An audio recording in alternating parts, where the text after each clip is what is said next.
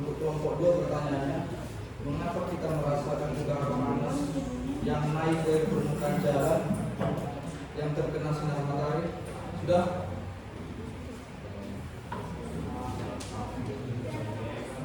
Udara panas yang naik dari permukaan jalan yang terkena sinar matahari, yang naik dari permukaan jalan yang terkena sinar matahari. Sudah? Nah, sekarang pertanyaan kelompok 3. Apa yang menyebabkan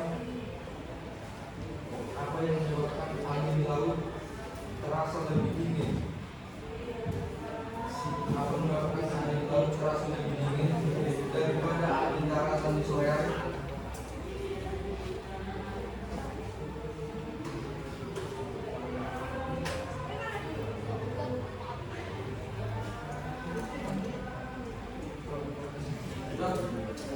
Nah, kelompok terakhir pertanyaannya, mengapa logam terasa lebih dingin?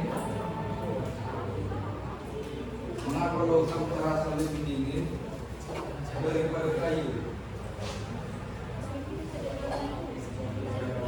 Daripada kayu, ketika disentuh pada suhu yang sama, di ruangan yang sama, ketika disentuh pada suhu yang sama, di ruangan yang sama, sudah.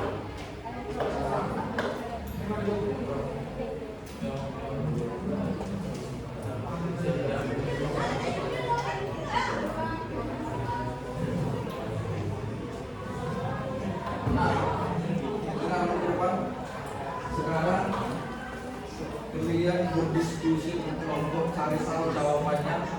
Nanti silakan dipresentasikan ke kelompok depan.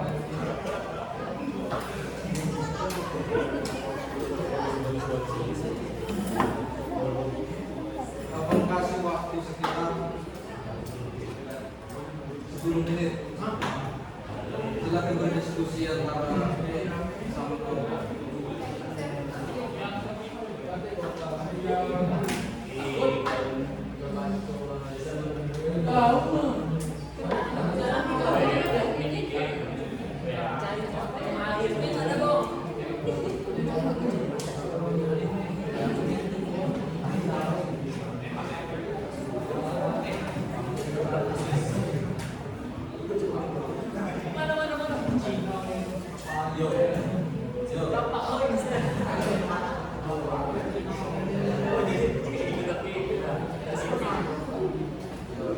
Sini.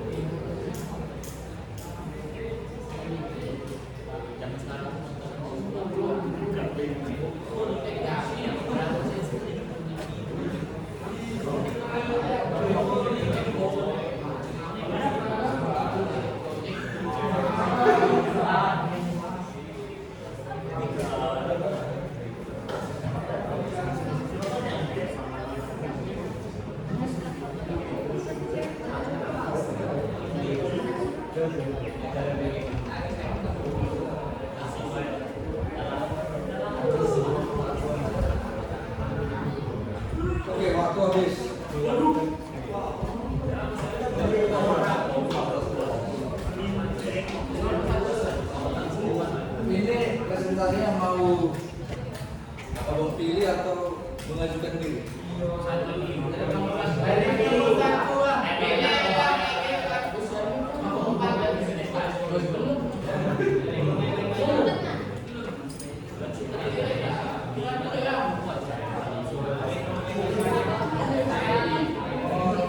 Nah, siapa yang mau presentasi pertama?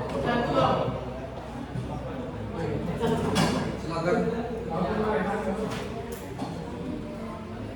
Presentasikan hasil klinis perempuan.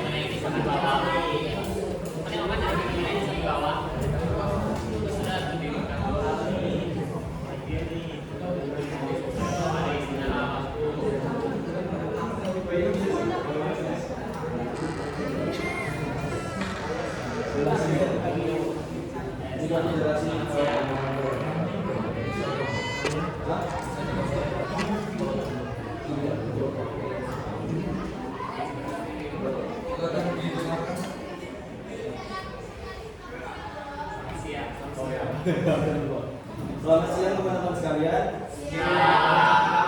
Saya Barnabas Sofian. Saya akan menjelaskan hasil presentasi kami dari kelompok 2. Pertanyaan: mengapa ketika merasakan udara panas yang naik dari perubahan jalan yang terkena sinar matahari,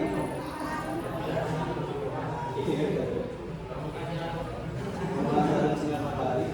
Kami menjelaskannya. Fenomena disebut dengan efek panas permukaan, efek Mercatus. Ketika sinar matahari mengenai permukaan jalan yang terkena sinar matahari langsung, permukaan tersebut akan menyerap panas seperti sinar matahari. Seperti kayak kamu jalan di aspal panas kan? Ya, nah, ketika matahari mengenai permukaan jalan sana terkena sinar matahari langsung, permukaan tersebut menyerap panas sinar matahari. Panas yang diserap di permukaan oleh akan memanaskan udara di atas permukaan tersebut. Udara yang terpanaskan akan menjadi lebih ringan daripada udara sekitarnya. Udara yang lebih ringan ini akan bergerak naik sehingga kita dapat merasakan aliran udara panas yang naik dari permukaan. Misalnya kayak di aspal itu kan kalau siang hari pasti ada uap-uap naik kan ke atas. Terasa kan di kaki. Itu masih siang. Selain itu, perbedaan suhu antara udara panas di atas permukaan dan di udara sekitarnya. Seperti aspal itu kan panas, tapi di sampingnya juga kadang bisa dingin, tapi tetap panas di bawahnya. Di sekitarnya juga menyebabkan perubahan indeks bias cahaya, sehingga kayak ada pantulan cahaya juga. Hal ini membuat kita sering melihat efek Mercatus, yaitu pantulan semu dari benda-benda yang ada di jauhan. Jadi fenomena udara panas yang naik dari permukaan jalan terkena sinar matahari langsung disebabkan oleh pemanasan permukaan pergerakan udara.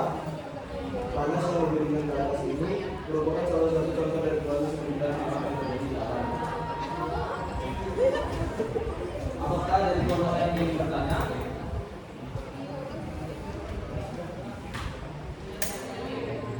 Jika tidak ada, saya akan tutup. Selamat siang teman-teman sekalian.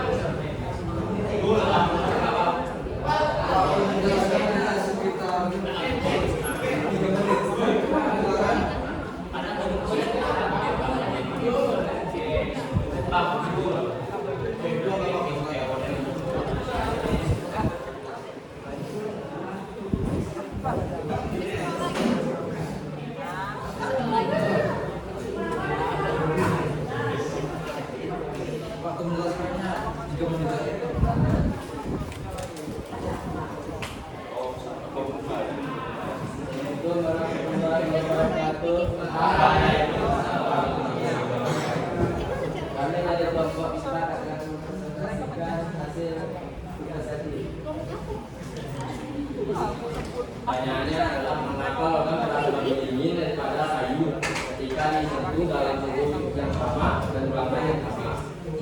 Karena perbedaan dalam konduktivitas termal antara kedua material tersebut. Itu penjelasannya. Satu, konduktivitas termal. Logam memiliki konduktivitas termal yang tinggi, yang berarti logam dapat mengantarkan panas lebih cepat atau konduktor yang tinggi. Sementara kayu memiliki konduktivitas termal yang rendah, sehingga lebih lambat dalam mengantarkan panas. Yang kedua adalah transfer panas dari kulit ke material. Yang ketiga adalah persepsi suhu. Persepsi dingin atau hangat pada kulit akan dipengaruhi oleh kecepatan panas yang diindikasikan dari atau lebih. Bila ada pertanyaan yang ingin bertanya, Ya, tidak. Betul nih, nggak ada yang bertanya. bila tidak ada, saya akhiri. Wassalamualaikum warahmatullahi wabarakatuh.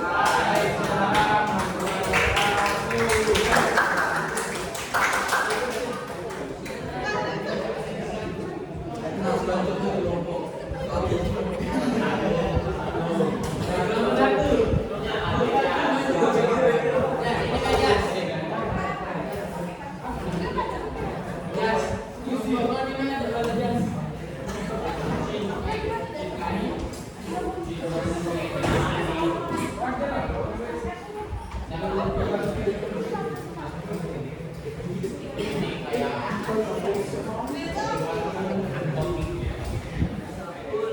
Assalamualaikum warahmatullahi wabarakatuh. Sebelum perkenalkan, nama saya Dajjal Tulus Farah dan teman saudara saya Andi Purana. Di sini kami mendapatkan pertanyaan di mana di dalam kelas es batu seringkali lebih cepat mencair dibandingkan di luar kelas. Ya. Itu disebabkan dikarenakan cairan ini memiliki kapasitas panas yang lebih tinggi, menyebabkan transfer panas yang lebih cepat menjadi lebih cair.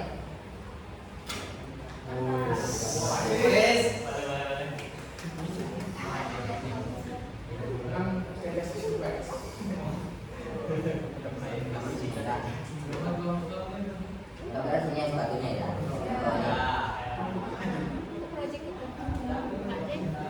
Oke, lanjut. Es batu yang berada di dalam gelas, khususnya minuman ini, bisa terjadi di sekitar es batu disebabkan faktor panas yang turun. Perpindahan panas yang ada di dalam es batu dikarenakan memiliki kapasitas panas dalam kurung kapasiti yang tinggi dibandingkan udara. Ini merupakan udara yang mendekati serat yang buruk dibandingkan cairan itu sendiri. Es batu yang diletakkan di dalam gelas yang bertemu dengan alas yang kering merupakan konduktor panas yang buruk, menyebabkan suhu di luar dan di dalam berbeda. Jadi di dalam sini sama sini beda. Sini lebih cenderung panas dan ini sebaliknya dingin. Singkatnya sini yang dipakai di Jepang. Tidak. Saya akhiri. Langsung saya akhiri. Ada yang ingin bertanya? Saya dari kelompok ingin bertanya, kenapa selalu ada perbedaan suhu di antara dua es batu? Apakah memang ada atau ada faktornya? Itu faktornya disebabkan dari es batu itu sendiri. Kenapa bisa bertambah perbedaan suhu di dua ini? Itu diakibatkan karena suhu es batu yang di dalam lebih dingin karena udaranya itu lebih terkurung, ya terangkap di dalam gelas, sedangkan yang di luar tidak. Gitu. Ya. Ada yang tanya lagi? Ya. Oke, kalau gitu saya akhiri. Wassalamualaikum warahmatullahi wabarakatuh.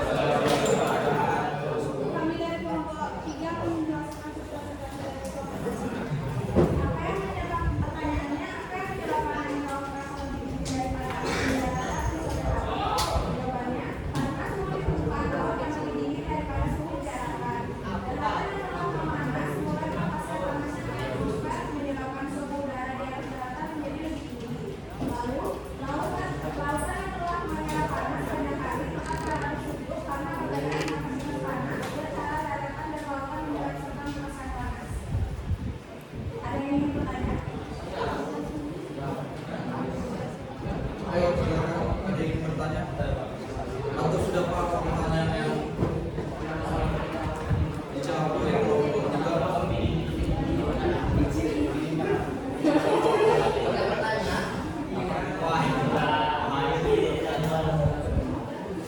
Yang menyebabkan angin laut itu sendiri itu disebabkan perputaran angin yang mana itu kira-kira?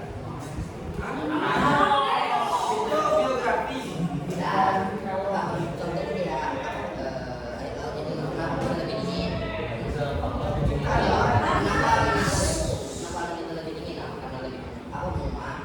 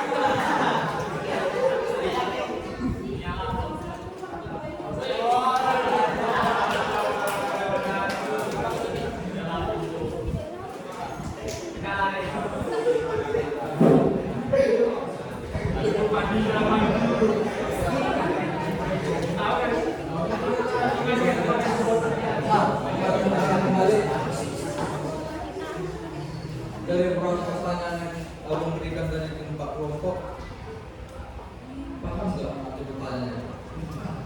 Atau mungkin kelompok pertanyaannya? Nah, pertanyaan dari kelompok pertama tadi.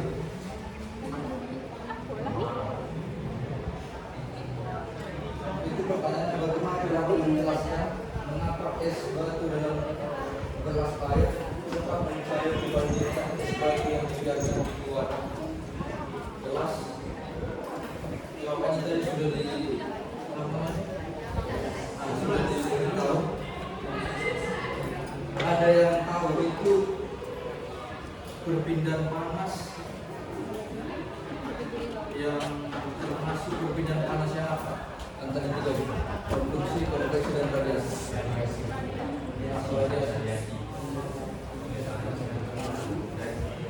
Coba kalian cari arti dari konduksi, konveksi, dan radiasi.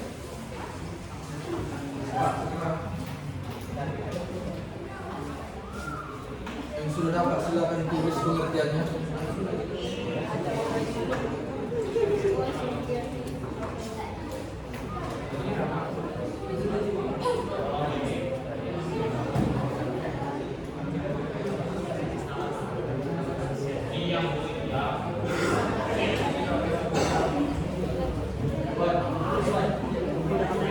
Ayo, siapa yang dapat konduksi silakan tulis depan atau dibacakan dari situ nggak apa-apa. Dibacakan juga tidak apa-apa.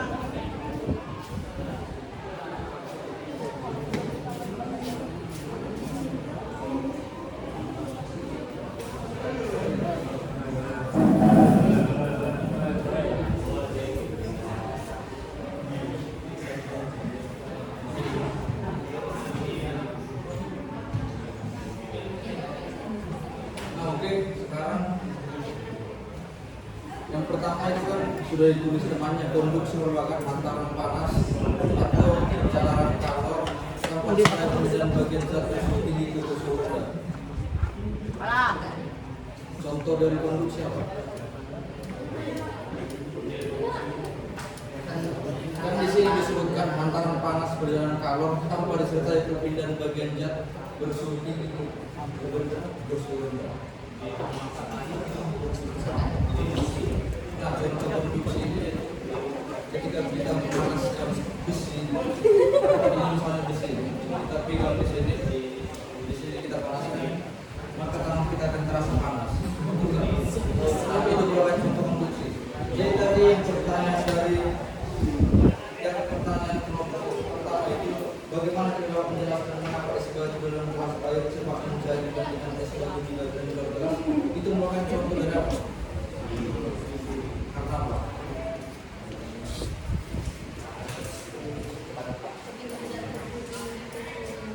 Nah, tuh. Yang di sini ini es yang di dalam gelas, sedangkan ini es di luar gelas. Nah, ketika di dalam gelas udara yang masuk kan sedikit, jadi dia akan hangat. Nah, ketika dia hangat, maka ini kan bersuhu rendah esnya. Nah, udara yang hangat ini akan masuk ke benda yang bersuhu rendah ini. Jadi jika lama-lama dia akan mencair. Sedangkan yang di luar ini dia berada di daerah udara yang tinggi, sehingga panas yang diterimanya sangat kecil. Nah, itulah jawaban untuk dari kelompok. Oke, sudah paham? Nah, selanjutnya kita membahas mengenai konveksi. Nah, konveksi ini adalah perpindahan panas melalui aliran yang zat perantara itu berpindah. Maksud dari zat perantara itu elektron dalam zat perantara. Zat perantara itu misalnya dengan spidol. Kalau spidol ini semakin kecil, angel. Zat perantara itu kepingan dari spidol tersebut. Nah, seperti kalau ini kita besi, kita panaskan. Kan besi itu dia berpindah. Sedangkan kalau konveksi pernah masuk air enggak? Belum air itu berpindah dari bawah ke atas. Ini kita panaskan ini air ini. Yang panas dulu bagaimana? Nah, di sini panas ya, dan di sini dingin kan? Nah, belum ini akan naik ke atas, sehingga di sini akan menjadi tinggi, dan kondisinya akan menjadi panas. Nah, itu bisa konveksi. Jadi tadi ada pertanyaan jalan raya itu, yang di jalan raya itu pertanyaan kelompok berapa? Nah, mengapa kita mengatakan udara panas yang naik dari permukaan jalan yang terkena sinar matahari? Saya bisa menjelaskan menggunakan konsep dari konveksi. Ada yang bisa menjelaskan? Sesuai dengan yang dikerjain tadi.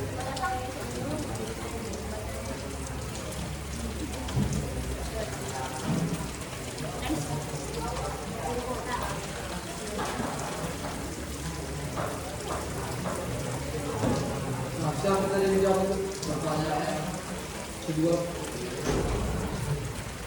yang udara panas dan kamu enggak? Ibaratkan ini jalan raya. Nah, tadi kan kamu bilang mengapa kita merasakan panas di sini? Kan jalan raya ini, misal kita berada di sini, kita potong. Di sini terdapat udara yang panas di bawah. Enggak, jalan raya kan panas sekali kalau kita jalan. Lalu ketika dia semakin panas, udara yang panas di bawah ini akan naik ke atas berpindah, sehingga di sini akan tampak seperti air. Itu pernah lihat tak? Dari jauh, ini tampak seperti air. Nah, itu yang disebut dengan konveksi. Ini termasuk dari konveksi.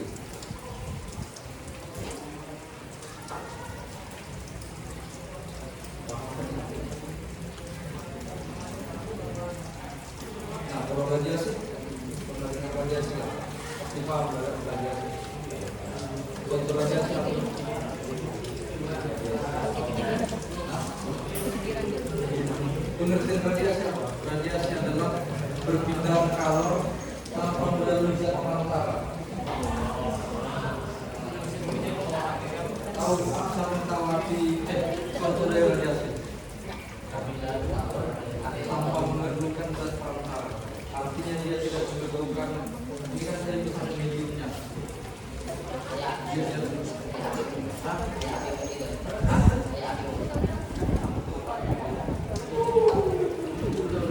Api itu kan kita letak di sini api, kita di sini masih terasa kan? Dia tidak ada zat pengantaranya. Apa zat pengantaranya? Dia ada. Coba, apa lagi contoh dari radiasi?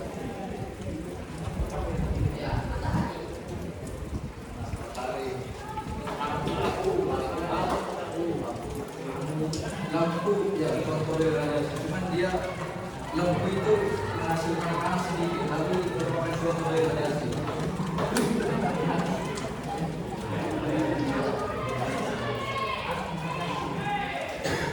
Kalau bisa, siapa bisa menyimpulkan apa pelajaran hari ini?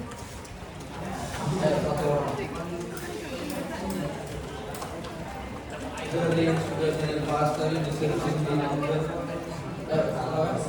betul.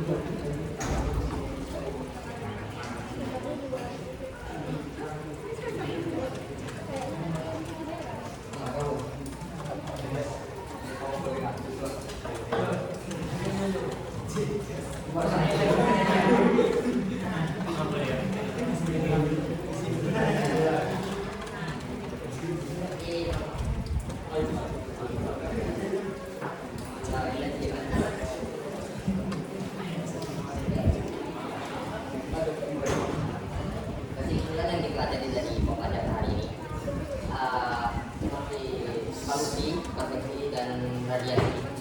Dari konduksi, hamparan panas yang bersuhu tinggi, bersuhu rendah, dan proses pengirim dan radiasi, proses pengiriman energi tanpa melibatkan ruang atau tempat lain. Sama juga dengan konveksi dari panas ke bawah ke atas. Kesimpulan yang kita dapat pelajari hari ini, suhu dalam sebuah ruang dapat berubah seiring perpindahan pola yang barat dari api berubah.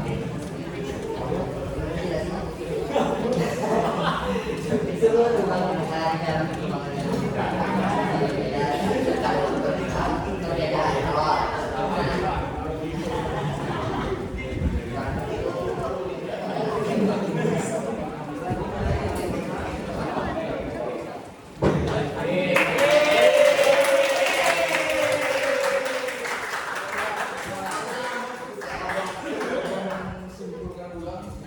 Jadi materi perpindahan kalor ini ada 3 jenis perpindahan kalor, yaitu konduksi, konveksi, dan radiasi. Selain itu tidak ada. Kalau untuk persamaan matematisnya atau rumus dari yang 3 itu nggak usah terlalu dipikiri, karena yang perlu disampaikan dari materi ini itu pemahaman yang sudah bawakan orang tadi. Jadi untuk pertemuan berikutnya kita akan membahas yaitu mengenai